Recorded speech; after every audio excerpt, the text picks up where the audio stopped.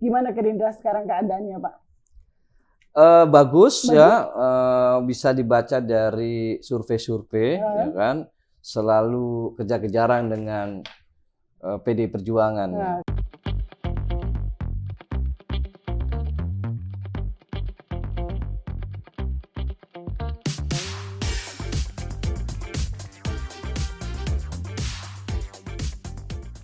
Assalamualaikum warahmatullahi wabarakatuh, teman Bisik Mamu, apa kabar semua di sana? Tetap ya jaga protokoler kesehatan dimanapun Anda berada. Hari ini teman Bisik Mamu, saya tidak di studio, tapi saya ada di sebuah tempat, ruangan khusus dari fraksi Gerindra, yaitu Bapak Syarif MSI. Betul ya Pak Syarif ya? Ya. Saya tidak salah ya, namanya ya? Iya, ya. Singkat Apa kabar Pak namanya. Syarif? Sehat, namanya alhamdulillah. Singkat sekali, alhamdulillah. Nama saya padat, singkat, dan singset. Singset. Perlu diketahui teman Bisik Mamu, saya hari ini berbicara dengan Bapak Syarif, yaitu sebagai Wakil Ketua Komisi Pembangunan Komisi D ya Pak ya? Ya, dari Sekretaris fraksi Komisi Gerindra, D. Sekretaris Komisi D Pembangunan dari fraksi Gerindra. Lalu juga sebagai Ketua Dewan Pembina Yayasan Gerakan Aspirasi Syarif dan juga mantan Ketua OKK atau Organisasi Kaderisasi Keanggotaan. Betul ya Pak ya? Betul. Apa kabarnya Pak? Sehat, alhamdulillah. Alhamdulillah. Saya gimana kabarnya? Alhamdulillah Pak. Tetap jaga prokes ya Pak ya? Ya, tetap Iya, jaga tetap. kesehatan. Walaupun kita nggak pakai masker, tapi kita sudah prokesnya dilakukan Siap, loh teman Bisik siap, Mamu. siap. Jadi tenang, insya Allah aman dari COVID-19. Tadi bilang katanya ini ruangan khusus. Saya khawatir bukan ruang isolasi. Enggak. Karena di sini di belakang kita juga ada kelihatan ada Bapak Prabowo Subianto. Oh iya. Hormat. Ketua umum kita dari fraksi Gerindra. Pak, gimana Gerindra sekarang keadaannya, Pak? Bagus ya, bisa dibaca dari survei-survei, ya kan, selalu kejar-kejaran dengan PDI Perjuangan. Okay, Semua lembaga survei antara PDI Perjuangan kejar-kejaran. Kita sih berharap bisa mengejar PDI Perjuangan. Doakan amin, semua ya. Amin. Kursinya nambah nanti ya Pak ya. Insya Allah. Alhamdulillah. Pak ngomong-ngomong nih, kan lagi happening banget yang masalah hak interpelasi nih Pak. Formula E. Itu bagaimana Gerindra menanggapinya Pak? Ya, interpelasi ini kalau kita melihat dari aspek hukum itu adalah hak. Okay. Menurut saya biasa saja. Interpelasi itu hak ketika ada persoalan yang menyangkut hajat orang banyak dan berstrategis, ada pertanyaan dari anggota DPRD, kemudian diusulkan untuk menjadi hak bertanya interpelasi. Yang ditanyakan adalah soal Formula E. Pada satu sisi soal aspek hukumnya tidak ada masalah. Tapi ada sisi yang lainnya? Tetapi kalau ini dilihat secara menyeluruh bahwa interpelasi bukan sekedar hak bertanya, tetapi adalah satu gerakan politik. Gerakan politik yang banyak agenda-agenda baik yang nampak di permukaan maupun agenda-agenda yang terselubung. Saya sering mengatakan di permukaannya iya hak bertanya, gubernur ditanya lalu gubernur menjawab. Itu di permukaannya. Tapi kalau kita dalami sedalam-dalamnya gitu, seperti orang menyelam, sedalam-dalamnya itu agendanya banyak. Dan itu yang sudah kita baca, yang sudah kita teliti, sehingga pada kesimpulan Gerindra tidak ikut masuk rapat paripurna ya Pak ya? Bergabung dalam kelompok pengusung hak interpelasi. Oke. Belum bicara paripurna. Iya sih benar ya. Hak interpelasi sama sekali ya Gerindra tidak ingin masuk ya. Ya, jadi setelah diteliti ternyata memang tidak bisa dibantah. Jadi maksud motif dari penggunaan hak interpelasi itu adalah ingin membatalkan program Formula E yang sudah disusun oleh Gubernur Anies. Ada yang membantah, tidak, cuma ingin bertanya. Coba buka jejak digitalnya. Pernyataannya jelas terang benderang, target interpelasi adalah untuk membatalkan Formula E. Nah, kalau membatalkan kan sama aja mengganggu program Anies. Apa dampak turunannya kalau program Anies terganggu, maka juga sama mengganggu kinerja Anies secara keseluruhan. Kalau kinerja Anies terganggu, maka tentu pemilih masyarakat yang sudah mempercayakan Anies untuk menjalankan program juga terganggu. Jadi singkat kata, agak ekstrim saya mengatakan, kalau Formula E dibatalkan sama saja mengganggu rakyat Jakarta. Siapa itu rakyat Jakartanya? Ya pemilihnya Anies yang jumlahnya 58%. Oh, 2017 ya. Survei juga bulan-bulan terbaru ya, terbaru survei Anies di atas 75%. Oke, keren ya. Jadi kita itu maksudnya adalah menjaga program Pak Anies. Kalau interpelasi terus-menerus digulirkan, tentu akan memecah konsentrasi, fokus bekerja untuk menjalankan program-program yang lain. Saya kira itu. Tapi kan Pak, dari event besar internasional ini kan, Formula E ini kan katanya juga ada dampak ekonomi yang tinggi. Kenapa nggak diutamakan wacana ini dari Gerindra?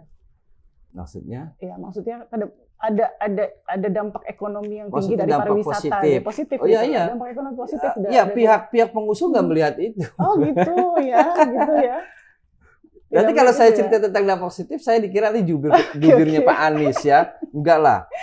Biarkan Pemprov yang menerangkan tentang dampak-dampak positif dari penyelenggaraan Formula E. Tetapi saya ingin meletakkannya posisi pada konteks konfigurasi politik di Kebon Siri itu bahwa ada hak kubu pengusul dan menolak interpelasi. Maksudnya pengusul tuh ingin membatalkan, kami yang menolak interpelasi jalan terus Formula E. Nah, kalau soal dampak positif ya menggerakkan ekonomi nanti biarkan Pemprov yang menjelaskan. Gerindra hanya mengikuti kebijakan yang ada gitu ya Pak. Iya. Hasil paripurnanya juga masih belum jelas ya Pak. Ini cerita paripurna. Kalau hasil paripurnanya itu gimana nih Pak? Saya justru tanya, kemarin paripurna bukan sih ya? Karena kan kalau ngelihat undangannya aja nggak ada yang datang gitu Pak. Iya, bukan. Jadi gini ya, kalau kita konsisten terhadap tata tertib, peraturan tata tertib, peraturan DPRD tentang yang mengatur tentang legalitas surat undangan itu sudah ditabrak. Untuk menyelenggarakan paripurna harus dimulai dengan rapat bamus. Sementara rapat bamus itu kita temukan ada pelanggaran tata tertib. Apa itu pelanggarannya? Undangan yang diedarkan untuk mengundang anggota di dalam rapat bamus tidak diparaf 2 wakil ketua. Tidak diparaf 2 wakil ketua? Ya, sementara ketentuan tatibnya harus ditandatangani oleh atau diparaf oleh sekurang-kurangnya 2 wakil ketua. Satu tahap sudah cacat. Kedua, penyelenggaraan paripurnanya yang disebut oleh pengusul itu sudah ada paripurna. Menurut saya enggak. Kalau paripurna itu nggak bisa dibuka kalau tidak ada quorum. Oke? Setelah quorum pada saat mengambil keputusan dihitung lagi quorumnya cukup enggak. Jadi ada 2 tahap menghitung quorum itu. Quorum sebelum dibuka, quorum sebelum mengambil keputusan dan quorum pada saat mengambil keputusan. Dua-duanya tidak terpenuhi. Kalau tidak terpenuhi, kemarin apa namanya ya? Iya betul. Bukan paripurna. Kalau saya sih agak bercanda dikit, jok dikit. Kongko kali ya? Mungkin kongko ya. Kongko. Kan karena cuma 2. Yang dengerin siapa? Iya gitu. betul. Kan dia mengundang katanya sih mengundang kami untuk hadir. Kami bertanya, undangannya seperti apa? Sirkulasi undangannya tidak sampai ke sini atau bagaimana Pak? Enggak, bukan. Kita tahu ada undangan itu. Tetapi kan kita buka undangannya harus melalui proses verbal yang patuh pada tatib. Apa tadi? Undangan bamusnya juga nggak diparaf 2 wakil ketua. Undangan paripurna interpelasi juga tidak diparaf 2 wakil ketua. Jadi 2 kegiatan itu menurut saya cacat. Karena itulah ketika selesai paripurna di teman-teman yang pengusul itu kita melaporkan ke BK, Ketua DPRD karena melanggar tata tertib itu. Jadi bukan substansi lagi. Kalau Formula E-nya saya sering mengatakan bolehlah kalau diberikan tempat khusus berdebat secara detail, saya berani. Saya bukan nantang ya. Diberikan tempat, jurinya tentu harus yang objektif dan adil. Saya akan saya jelaskan apa itu Formula E. Tapi sayang substansi itu kemudian hilang.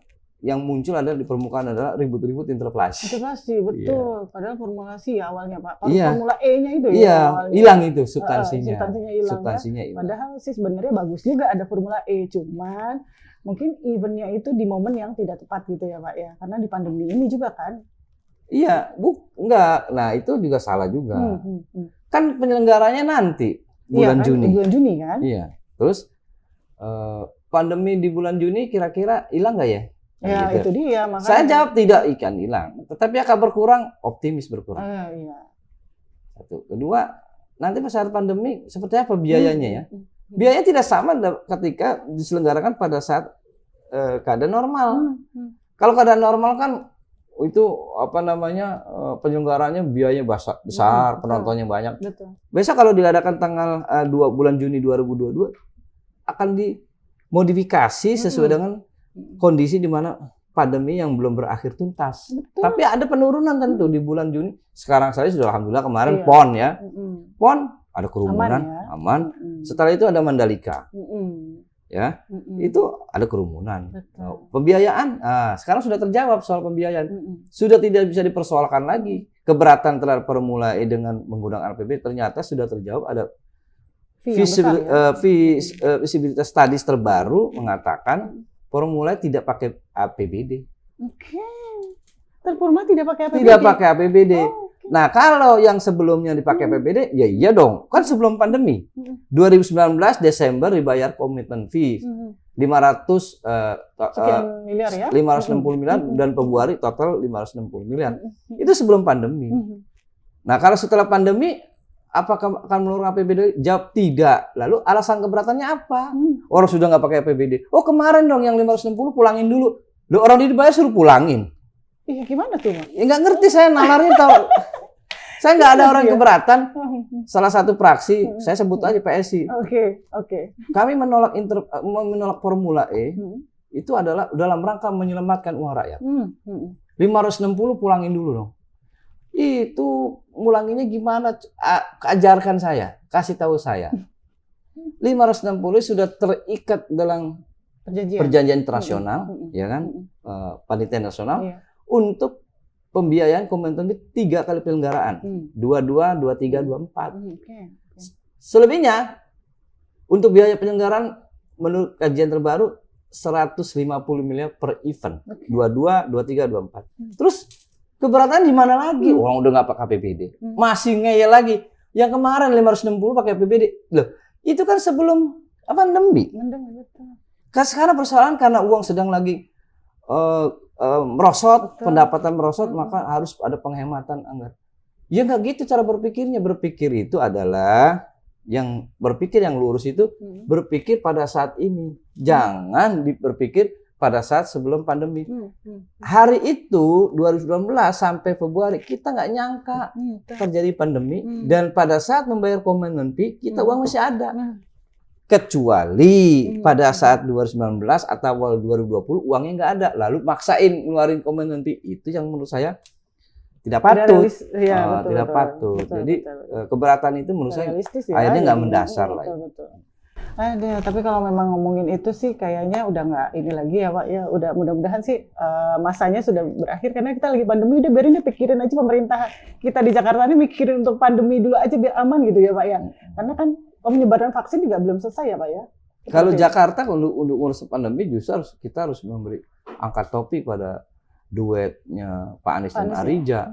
Tidak ada persoalan mengatasi pandemi, vaksinasi per target sampai 10 juta lebih warga, kemudian bansos jalan, kesehatan jalan, apa masalahnya?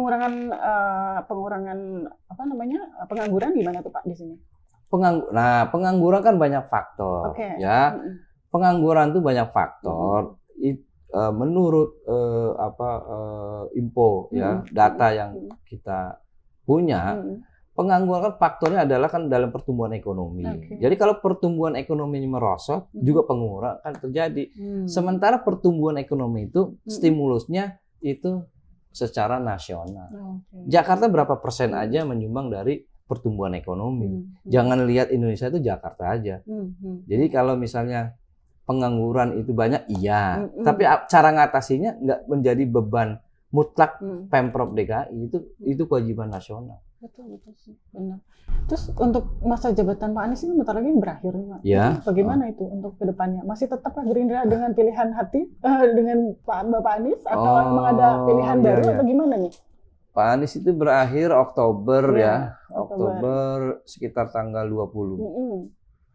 Itu sekarang dia berpasangan dengan Anies. Kalau ditanya apakah tetap Anies? Enggak. Saya jawab Arija. Oh gitu. Ahmad Arija Patria. Bukan ikut Pak Anies karena Pak Anies bukan Gerindra. Waktu pencalonan itu kita calonkan Pak Anies, wakilnya Pak Sandi. Nah, sekarang ganti Pak Arija. Saya pikir malah Pak Sandi yang mau naik nih, diusung dari Gerindra ini. Bicara soal pencalonan. Kalau pencalonan itu ke depannya gitu. Belum terpikir. Tapi kalau untuk menjawab Pak Anies saya bisa jawab, nggak mungkin lah. Nggak mungkin kita tetap dukungnya wakil gubernur yang sekarang itu untuk meneruskan periode berikutnya, entah dia jadi wakil gubernur atau gubernur. Kalau Pak Anies setelah selesai masa tugas juga bisa Gerindra akan mengatakan kepada masyarakat, fatsun politik diajarkan pada kita, setiap pengusung harus istiqomah, konsisten terhadap yang dipilih. Calon yang kita usung adalah Pak Anies. Begitu terpilih dia bekerja kawal terus sampai selesai masa tugasnya. Fatsun politik kita mengajarkan gitu. Tapi kalau sudah selesai lain lagi dong. Pembicaraan lain lagi. Beda lagi ya. Beda lagi kan sudah tugas kita udah selesai. Kan tugas kita udah selesai. Iya. Terus untuk generasi milenial Gerindra ini gimana, Bang? Luar biasa. Gimana tuh? Banyak ya? Generasi milenial itu dirawat, ditugaskan oleh yang namanya Orsap, organisasi sayap itu di Tidar, Tunas Indonesia Raya. Tunas Indonesia Raya. Itu ada Orsap yang ngurus. Partai membuat mencari elektabilitasnya, menghitung elektabilitasnya atau gimana di sana? Iya.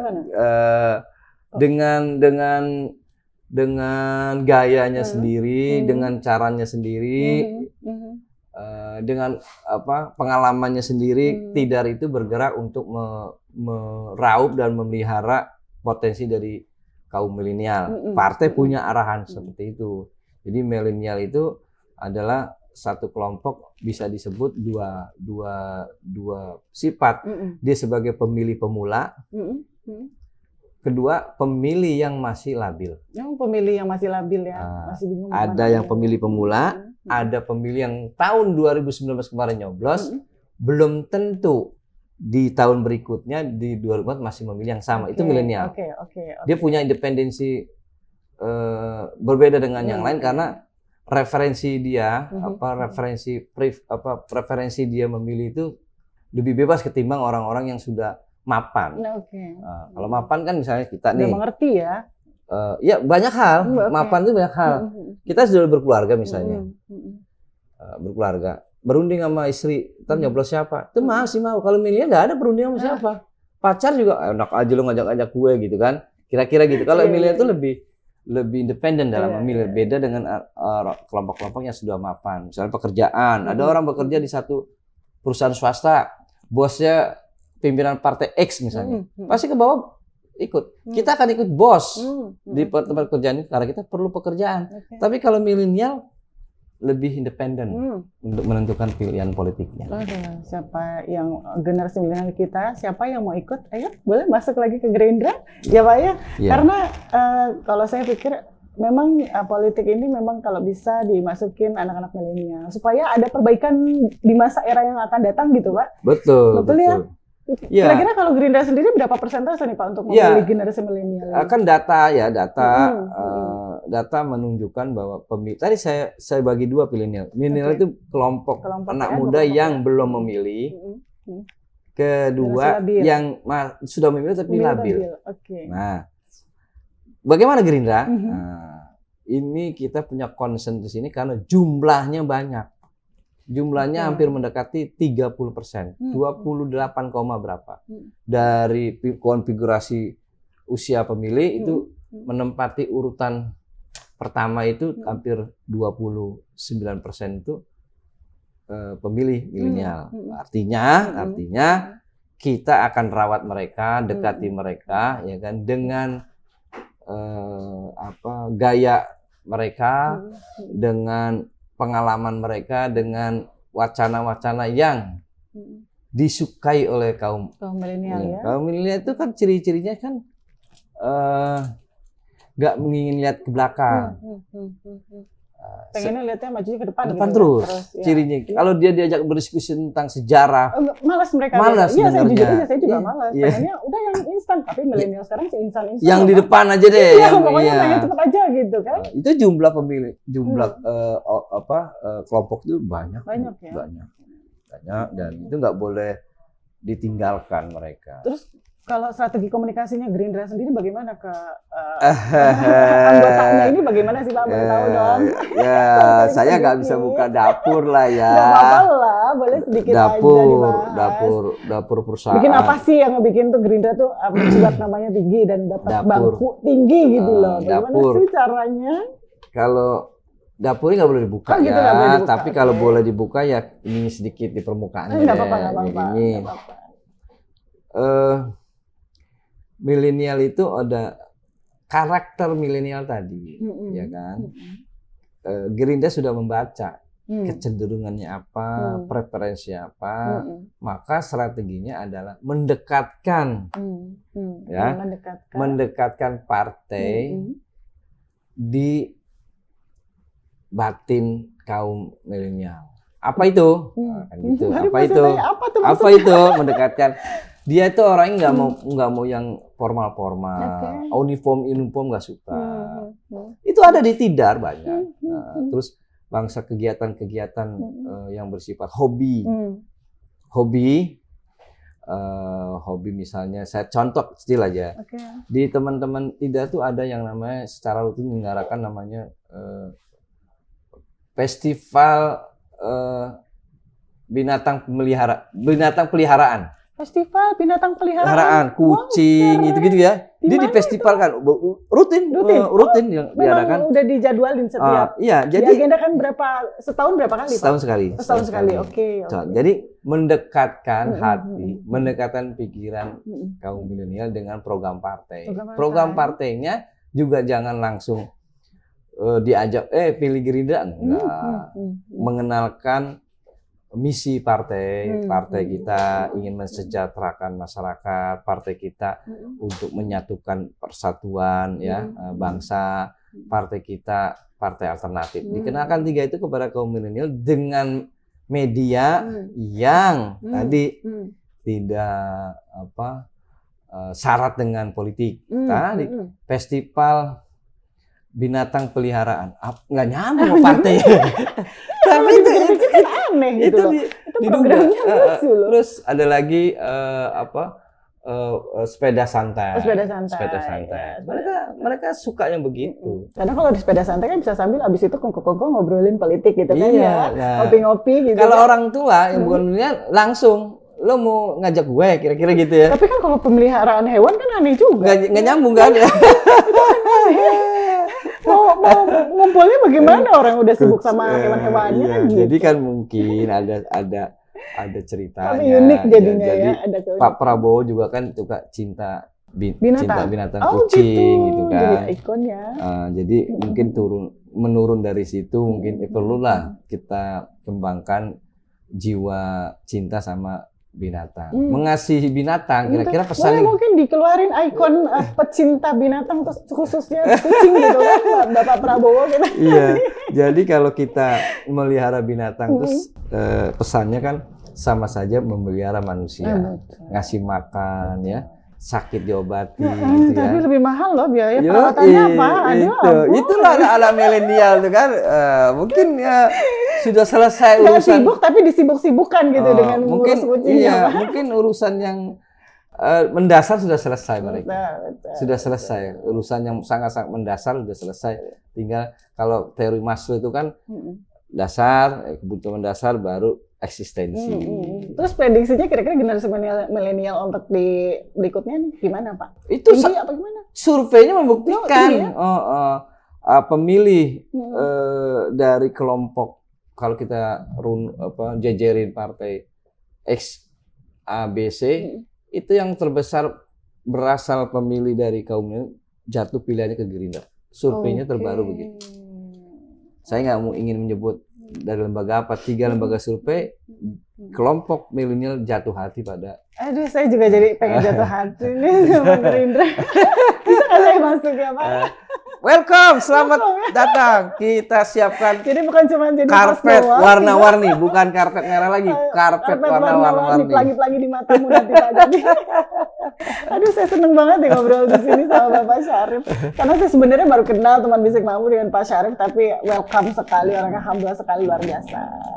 Terus Pak Syarif ya, kalau kita lihat Pak Prabowo ini kan terkenal banget nih ya. Rencana untuk Pilkada 2024 masih ada nih? Untuk Pilpres, Pilpres maksud saya. Pilpres yang 2024 ini masih. Sebetulnya saya masih ada. Terlalu pagi ya ngomongin. Oh gitu ya ngomongnya, tapi nggak apa-apa lah. Prediksi sedikit agak sentilan dikit gitu. Terlalu pagi ya untuk ngomongin Pilpres. Tapi saya bicara yang ada saja. Faktanya memang hasil Rapimnas terbaru yang tahun 2020, Rapimnas tahun 2020. Memutuskan Pak Prabowo capres dari Gerindra. Belum dianulir keputusan rapat pimpinan nasional. Dalam keputusan Rapimnas itu terakhir bunyinya agar saudara seluruh kader mengamankan keputusan Rapimnas. Diamankan. Di klausul terakhir keputusan Rapimnas itu mengamankan keputusan Rapimnas ini. Aduh, diamankannya dengan cara gimana, Pak? Semua struktur partai harus solid, tidak boleh ada pecah, ya. Satu komando, satu gerakan di bawah kepemimpinan Pak Prabowo dan di daerah dan seluruh sampai di bawah satu komando solid, nggak boleh pecah-pecah, nggak boleh terombang-ambing. Amankan keputusan Rapimnas itu. Sampai hari ini belum berubah. Nah, soal kapan deklarasinya, pasangannya siapa, saya nggak bisa komentar. Belum, masih kepagian kalau kata Pak Syarif, nanti ada momennya ya, udah pas mau deket-deket ya Pak ya. Keren lah, mudah-mudahan Pak Prabowo ini jadi lagi lah ya Pak, itu harapan kita semua. Mudah-mudahan doain ya. Tapi kalau masalah perpecahan Pak, perpecahannya sebenarnya apa sih yang bikin sebuah partai itu bisa pecah tuh apa sih? Saya belajar dari teori dulu. Teorinya gimana tuh? Teori diajarkan di bangku-bangku kuliah kita gitu. Itu kan konflik. Konflik itu ada 2 penyebabnya. Tidak ada kecakapan mengelola konflik. Kedua, tidak ada kecakapan, tadi namanya manajemen konflik. Iya, manajemen konflik. Kedua, tidak ada tokoh pemersatu. Nggak ada tokoh pemersatu dalam satu sebuah partai ya? Itu sering konflik karena tidak ada tokoh pemersatu. Kalau ada partai yang kuat, strukturnya kuat, pengurusnya kuat, ada konflik bisa diatasi. Atau ada strukturnya nggak kuat, tapi tokohnya strong, kuat, berpengaruh, bisa memanage konflik itu. Kalau Gerindra? Dua-duanya punya. Alhamdulillah manajemen konflik Gerindra sudah dilalui dari 2008. Punya lembaga sendiri atau memang maksudnya masuk di sini? Iya, kan kalau partai kan sifatnya hierarkis, ada pusat, ada daerah.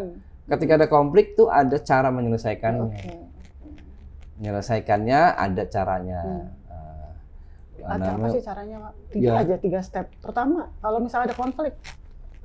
Pertama itu balikan ke ada badan yang ngurus. Badannya ya. Badan itu namanya lembaganya itu ya? Iya, ad hoc lembaga disiplin partai. Jadi kalau ada konflik itu mulai ditelusuri penyebabnya di mana. Itu namanya manajemen konflik. Nah kalau konflik itu nggak selesai, harus ada tokoh yang masuk ya, keluar pemersatu. Dia disegani, dihormati. Nah di Gerindra itu ada Pak Prabowo. Iya. Apa namanya, solidarity maker, pemimpin yang bisa menyatukan solidaritas. Dan seperti saya tahu, bagaimana kalau Pak Prabowo berpidato, ya kan? Itu isinya itu semua isi pidato Prabowo itu menyatukan orang, membangkitkan gairah perjuangan. Apapun orang dari berbagai latar belakang kelompok masyarakat ini harus disatukan, dikobarkan semangat juang. Kenapa perlu dikobarkan semangat juang? Orang berkobar semangat juang kalau ada kesadaran bergerak bersama. Betul. Kalau dia teriak-teriak bersatu tapi nggak ada kesadarannya, nggak mungkin. Nah, dua ini yang dijahit sama Pak Prabowo sampai hari ini. Wow, keren. Luar biasa. Luar biasa sekali. Karena kalau saya lihat memang kalau Pak Prabowo lagi di depan podium itu menggebu-gebu banget kalau ngomongnya Pak ya. Iya, jadi mengobarkan kemerdekaan semangat juang dan persatuan. Benar luar biasa. Persatuan itu kalau kita kan apa yang dikatakan kan harus cermin dari hidup dia sehari-hari. Saya jadi cerita Pak Prabowo. Nggak apa-apa deh, nggak apa-apa. Karena kalau ngebahas ya, kalau bicara persatuan misalnya soal tema persatuan, Pak Prabowo tuh representasi dari persatuan anak-anak bangsa, keluarga dari yang berbeda keyakinan, kemudian bisa rukun, kan gitu, ya. Terus kemudian berlatar belakang tentara, militer, yang seperti Mbak Sela tahu, seorang sumpah prajurit itu ABC 1, 2, 3 untuk bangsa dan negara. Jadi nggak bisa ditanya lagi apa sih pengalaman Pak Prabowo untuk menyatukan bangsa? Buka aja. Analisa sendiri ya. Artinya melihat wujud persatuan bangsa, lihat bagaimana cara Pak Prabowo hidup di keluarganya. Betul sekali. Dari beraneka ragam perbedaan keyakinan. Itu bisa rukun. Tapi rukun ya, Bhinneka Tunggal Ika-nya bersatu ada di situ. Jadi nggak bukan di mulut. Bukan itu cuma di mulut yang membuat orang tertegun tuh apa yang dipidatokan itu lahir dari keseharian dia. Diciptakan dari jarang loh kita nemukan tokoh seperti itu. Betul. Apa yang dia pidatokan setelah kita pulang ke rumah beda dengan yang di rumahnya. Beda, itu. Ya. Lalu anak generasi milenial kecewa. Banyak kan generasi milenial itu generasi milenial itu sebetulnya banyak. Itu ujungnya itu rasa kecewa antara kata dan bukti lakunya beda. Ya. Pak Prabowo itu representasi dari antara yang dipidatokan dengan yang dijalani hidupnya itu 100% sih nggak sama, nggak sempurna ya. Itu mendekati sama. Jadi orang tertegun. Apa yang bisa dibantah Pak Prabowo soal misalnya kerukunan umat beragama? Misalnya saya contoh waktu 2019 misalnya Pak Prabowo dekat dengan kelompok Islam misalnya. Bener kan? Betul. Di Pilpres. Tapi nggak ketarik-tarik tuh. Nggak ketarik-tarik. Enggak ya, nggak ada pengaruhnya ya. Iya, itu nasionalisnya nggak ketarik-tarik. Itu ya orang yang tertegun nggak keseret-seret. Iya, betul. Tapi ya keren lah kalau memang saya juga sebenarnya fans berat Pak Prabowo Subianto. Amin, alhamdulillah. Semoga aja Gerindra sesuai dengan yang diharapkan Pak ke depannya. Tapi Pak, saya pengen tahu nih, Bapak kan sebagai salah satu ketua Dewan Pembina Yayasan Gerakan Aspirasi Syariah. Ini sebenarnya apa? memberikan aspirasi apa gitu? Ya, jadi mengurus apa ini? Jadi di sini? Jadi saya pengen tahu itu apa volontarian, gerakan keswadayaan yang lahir dari filantropi ya, lahir dari keswadayaan warga biasa yang pengen saya maju jadi caleg. Kalau mau jadi saya maju ya saya nggak punya apa-apa misalnya, saya nggak punya duit, cuma punya badan sama pikiran, bisa nggak? Mereka lalu bikin satu ada gerakan relawan waktu itu, gerakan aspirasi. Udah lama Pak ini? Semenjak 2012. 2012 sampai sekarang Mas? Iya, jadi 2012 itu ada ceritanya itu. Gimana ceritanya tuh? Saya pengen tahu juga nih. 2012 Pilkada Jokowi Ahok menang. Jakarta itu betul-betul pas tuh dengan tagline-nya Jakarta Baru. Dua misi atau program yang bikin mengagetkan orang tuh yang nggak bisa diperkirakan bisa berhasil nggak ya? Apa itu? Untuk pelayanan kesehatan dan pendidikan. Ada KJS waktu itu. BPJS belum terbentuk. KJS, Kartu Jakarta Sehat. Buat pendidikan itu Kartu Jakarta Pintar. Nah, disitulah mulai saya membaca, satu kebijakan pemerintah belum tentu bisa jalan kalau nggak di backup oleh masyarakat, kalau tidak ada pengawasan.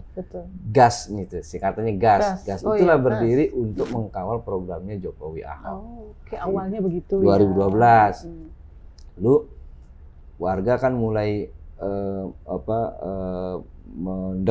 mulai membaca kegiatan saya. Kalau gitu nyalon aja deh, gitu kan, kira-kira gitu, nyalon lah. Tapi sebetulnya lebih banyak kegiatan volunteer untuk membantu dua tadi, layanan kesehatan, layanan pendidikan. Dengan adanya KJP, KJS, orang kalau ke rumah sakit udah nggak sulit lagi, sehingga sekarang bisa dinikmati ya, puskesmas gratis, rumah sakit gratis, sekolah juga gitu. Nah, kita teman-teman warga tuh akhirnya membangun komitmen dengan saya, nyalon yuk gitu. Nah, setelah saya terpilih 2014, concern itu aja, pendidikan, kesehatan, pendidikan. Kalau ada anak-anak yang putus sekolah itu saya cari. Saya kalau reses itu ke warga, pertanyaan saya dua ke warga. Di sini ada yang putus sekolah nggak? Gitu kan, nggak ada yang nunjuk. Banyak penyebabnya, karena malu, karena apa. Tapi setelah saya keluar dari pertemuan itu, ngejar saya, Pak, anak saya putus sekolah. Oke, kita bantu. Nah, pertanyaan kedua, ada nggak di sini orang tua atau keluarga yang tergeletak di tempat tidur, nggak bisa berangkat ke rumah sakit karena biaya, nggak ada ambulan, nggak ada jaminan kesehatan. Ada. Kalau yang ini banyak nunjuk, kita bantu. Nah, duitnya APBD banyak digelontorkan di itu. Dari situ ya? Hampir 35% APBD zaman Jokowi itu digelontorkan buat perubahan drastis. Waktu itu kesehatan bayar, pendidikan bayar, semua digratis. Nah, setelah itu saya terpilih karena ke periode kedua nih, periode kedua. Karena periode kedua itu saya udah bukan kampanye lagi, sebetulnya GAS itu udah dirubah namanya, bukan aspirasi lagi, namanya Gerakan Amalia, Syarif. GAS sama. Kenapa? Saya bukan takabur maksudnya ya, bukan nyombongin. Saya nggak perlu kampanye lagi, nggak perlu kampanye lagi. Iya, yang penting buat saya beramal. Tunjukkan, ya kan, janji saya pada waktu mencalonkan. Kan banyak PR saya, janji saya yang belum saya tunaikan dari 2014 masih ada. Masih di catatan. Berapa banyak lagi nih?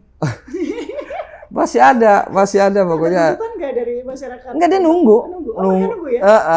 Kan saya bilang ke warga, semuanya itu kan dijalani secara bertahap. Nah, setelah 2019 saya keliling lagi tuh mencalonkan 2019. Bu, Pak, saya mau nyalon lagi, pantas nggak ya? Ada yang jawab pantes, ada yang jawab nanti lihat-lihat dulu gitu kan. Oke. Kalau belum pantas saya nggak nyalonin gitu kan. Setelah keliling saya lapor partai, Pak, saya maju lagi. Kenapa? Udah didukung warga. Nah, gitu kan. Biayanya dari mana? Gotong royong.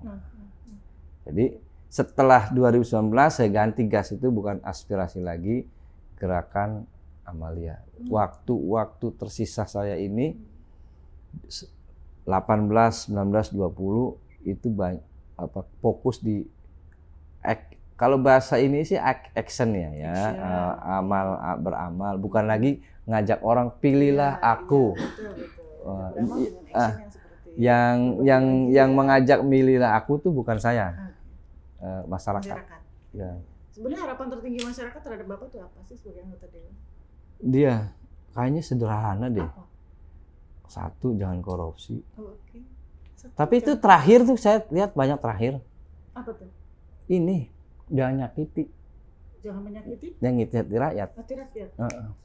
Maksudnya nyakiti itu seperti apa sih, Pak? Gini, kan menyakiti kan beda-beda. Gini, kita kan ada yang dari ucapan. Bener, bagi gini, nyakitin apa? Gini. Dia sudah menjatuhkan pilihan kepada saya, berharap dari saya jadi role model, menjadi contoh, gitu. Role model, ya, contoh bagi masyarakat. Apa yang diomongin Pak Sari itu kita lihat alam nyatanya ada nggak sama nggak sih? Dia perhatiin terus, dia perhatiin terus warga tuh. Luar biasa. Jadi kalau saya keseliu sedikit aja, sakit, masyarakat sakit. Ya, pasti. Saya begini, aduh, orang yang saya puji-puji, yang saya harapkan itu. Ada itu kelompok WA untuk memberikan aspirasi ini, Bapak harus bagaimananya? Gitu. Iya, saya punya pengaduan. Jadi kita selalu evaluasi. Jadi saya tuh akhirnya berpikir masyarakat itu nggak perlu dijanjikan akan begini. Setelah saya pelajari selama 6-7 tahun, nggak perlu dijanjikan, tapi buktikan walaupun sedikit.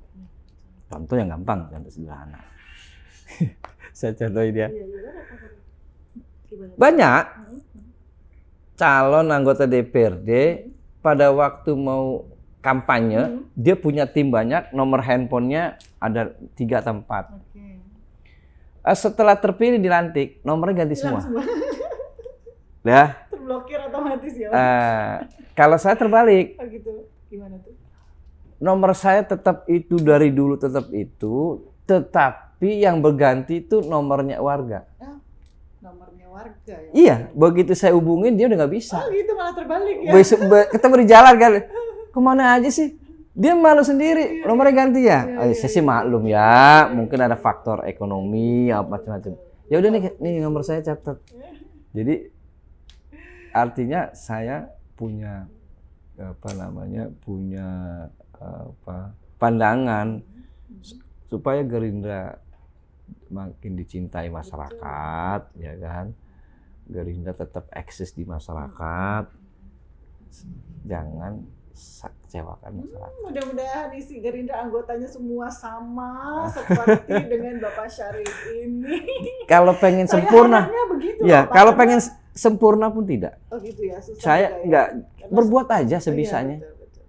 Berbuat sebisanya, jangan kecewakan, itu 2. Terakhir saya mau sampaikan. Pesan terakhirnya nih. Tanya nggak? Pernah nggak tanya? Gimana? Saya gini. Pernah nggak sih kepikiran saya jadi anggota DPRD? Nah, gitu kan. Pernah dalam satu kesempatan pernah nggak berdoa sama Gusti Allah minta kursi? Pernah nggak?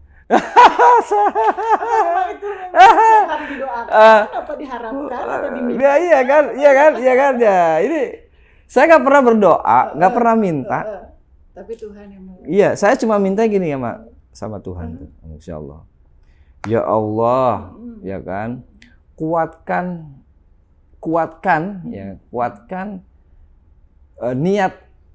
niat hambamu yang aku jalani ini, kuatkan. Yang baik, tulus, ikhlas, dan ya kuatkan aja. Setelah aku ngambil pilihan ini, kuatkan, jangan bikin aku terombang-ambing, ragu terhadap pilihanku. Artinya apa? Setelah aku nyalek, Aku doanya gitu. Kuatkan ya Allah. Saya niat nyalek berpartai, jangan saya betul-betul mana tahu ada partai yang lain yang lebih hebat. Saya hanya berdoanya jangan saya terombang ambing. Iya. Oke. Nah, ada orang yang berdoa, ya Allah jadikan aku anggota DPRD, gitu kan? Nah, terus gak dikasih sama Gusti Allah. Marah ya? Apa yang terjadi? Ya marah, kesel. Ya kalau saya ketika ditakdirkan nggak jadi anggota DPRD, saya bilang saya nggak pernah meminta kepadamu ya Allah minta anggota DPRD. Saya nggak patut kecewa. Tapi kalau saya dikasih ini, gitu, kira-kira gitu ya, kira-kira mungkin kalau kekuatanmu yang membuat aku jadi. Allah mungkin lebih tahu siapa yang amanah sebenarnya. Tapi kita yang manusia nggak tahu. Tapi ya oke lah Pak, semoga sukses ya Pak. Amin, amin. Saya terima kasih sekali atas waktunya Bapak. Terima kasih. Sama-sama juga, saya juga diberikan penghormatan yang luar biasa sore ini di kantor ini ya. Bisa didatangi teman-teman podcast ya. Supaya ini hari ini bisa membawa kebaikan semuanya pihak. Amin. Supportnya juga Pak untuk podcast Bisik Mamu. Terima kasih sekali saya.